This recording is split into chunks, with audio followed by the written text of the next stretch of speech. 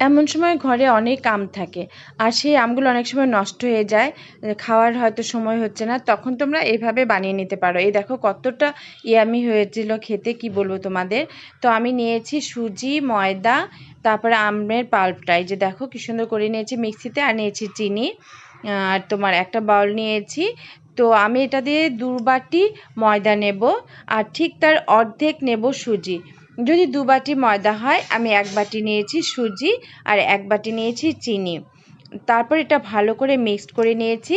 এর মধ্যে দিয়েছি একটুখানি মৌরি, তারপরে এটা দিয়ে দেখো এই যে পাল্পটা দিয়ে দিয়েছি, দিয়ে ভালো করে মেখে নিয়েছি। মাখতে মাখতে দিয়ে দিব কিছুটা পরিমাণ দুধ, বেশি লাগবে না, যতটা দিয়ে তোমার মাখা মাখা ভাবটা হবে ঠিক ততটা দিলেই হবে। যেভাবে ভালো করে তোমরা মেখে নেবে। আমি এখন দিলাম মৌরিটা, আগেই বলা হয়ে গেছে। তো মৌরিটা দিয়ে ভালো করে মেখে তারপরে তেল গরম হয়ে গেলে কড়াই আগে ভালো করে গরম করে নেবে, যেটা তোমরা জানো, সবাই জানো। তারপরে যেভাবে দেখো বানিয়ে নেবে আমের মালপো। প্রচণ্ড ভালো হয়েছিল খেতে, সত্যি খুব ভালো হয়েছিল। তো তোমরা এভাবে বানিয়ে দেখো, কেমন হয় আমাকে বলো। তো আমার ভিডিওটা কেমন লাগলো অবশ্যই জানাবে। আর সবাই খুব খুব ভালো থাকবে, সুস্থ থাকবে, ভালোবাসায় থাকবে। ও আর এদিকে দেখো বাবু বানাচ্ছে প্যানকেক। তো ও বলল যে মা এখান থেকে নিয়ে, আমি যেটা ব্যাটারটা বানিয়েছিলাম সেটা ও নিয়ে ওখান থেকে এই যে প্যানকেক তৈরি করেছে, যেটা হয়তো তোমরা দেখেছো আগের একটা ভিডিওতে। সে সুন্দর লাগছিল, সাজিয়ে গুছিয়ে বেশ সুন্দর লাগছিল দেখতে গার্নিশিংটা করার পরে। আর তো এই ভিডিওটা এখানেই রাখছি। সবাই খুব খুব ভালো থেকো, সুস্থ থেকো, টাটা।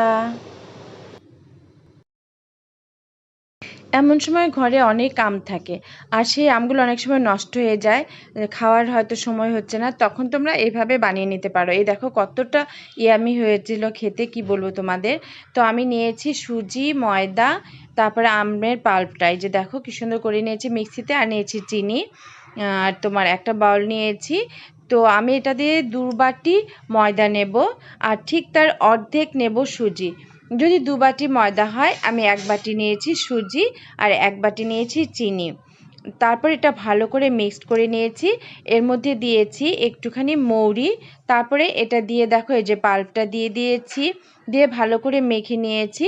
মাখতে মাখতে দিয়ে দিব কিছুটা পরিমাণ দুধ, বেশি লাগবে না, যতটা দিয়ে তোমার মাখা মাখা ভাবটা হবে ঠিক ততটা দিলেই হবে। যেভাবে ভালো করে তোমরা মেখে নেবে।